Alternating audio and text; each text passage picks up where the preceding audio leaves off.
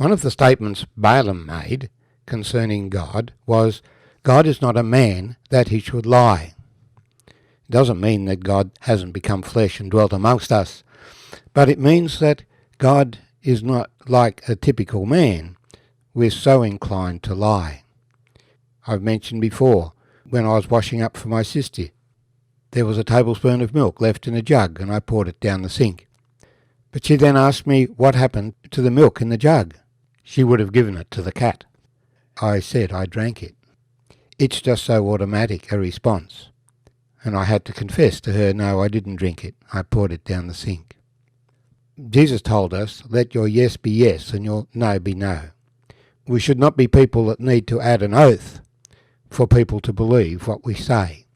We should be able to say what we mean and mean what we say and do what we say, to men and to God.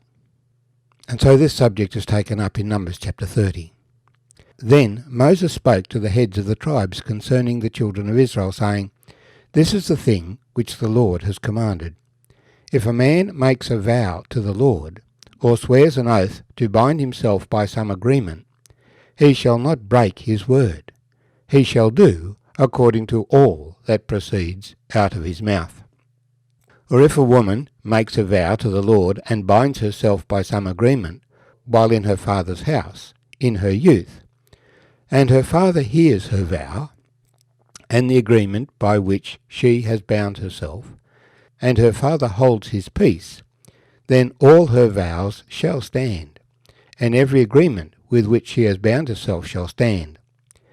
But if her father overrules her on the day that he hears, then none of her vows nor her agreements by which she has bound herself shall stand, and the Lord will release her, because her father overruled her. If indeed she takes a husband, while bound by her vows or by a rash utterance from her lips by which she bound herself, and her husband hears it, and makes no response to her on the day that he hears it, then her vows shall stand, and her agreements by which she bound herself shall stand. But if her husband overrules her on the day that he hears it, he shall make void her vow which she took, and what she uttered with her lips, by which she bound herself, and the Lord will release her. Also any vow of a widow or a divorced woman, by which she has bound herself, shall stand against her. If she vowed in her husband's house, or bound herself by an agreement with an oath, and her husband heard it, and made no response to her, and did not overrule her, then all her vows shall stand, and every agreement by which she bound herself shall stand. But if her husband truly made them void on the day that he heard them, then whatever proceeded from her lips concerning her vows or concerning the agreement binding her, it shall not stand. Her husband has made them void, and the Lord will release her. Every vow and every binding oath to afflict her soul, her husband may confirm it, or her husband may make it void. Now, if her husband makes no response whatever to her from day to day, then he confirms all her vows and all the agreements that bind her. He confirms them, because he made no response to her on the day that he heard them. But if he does not make them void after he has heard them, then he shall bear her guilt. These are the statutes which the Lord commanded Moses, between a man and his wife, and between a father and his daughter, in her youth, in her father's house. My name's Arthur, and I thank you for joining me as we meditate on these things together. So, this chapter is specifically allowing that in the case of a husband and wife, or a father and daughter, a vow by a woman under the authority of her husband or father may be annulled by her husband or father, but only if he does so immediately he hears of it on the same day. And in particular, the Lord will not hold it against her, but he will hold it against him if he overrules her. If he does make them void after he has heard them, then he shall bear her guilt. So she does not fulfil the vow, but he takes responsibility for the vow that she made if he revokes her vow. But if he doesn't revoke it, then it is her responsibility. This is the exception, and the only exception that is provided to the rule that if a person makes a vow before the Lord, then that vow is binding. So there is no get out of jail card for men, but men in the biblical economy having responsibility for the family have the authority in this chapter to overrule the promise that his wife or his daughter has made. This is the thing that the Lord has commanded. If a man makes a vow to the Lord, or swears an oath to bind himself by some agreement, he shall not break his word. He shall do according to all that proceeds out of his mouth. I recently heard the testimony of a man, Daniel, who had been a young revolutionary Muslim in the days of Ayatollah Khomeini. And when Khomeini was seeking power, he made various promises to the people. But when he came to power, he did not fulfill those promises.